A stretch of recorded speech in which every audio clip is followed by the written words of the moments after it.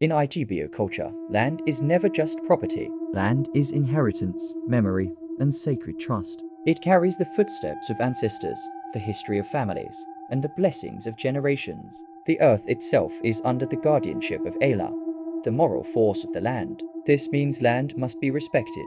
How you use land reflects your relationship with divine order.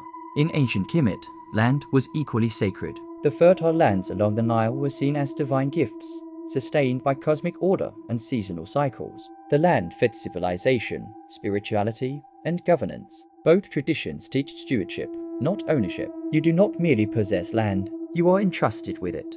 This idea is powerful today. Homes, farms, villages, and sacred spaces are not random spaces.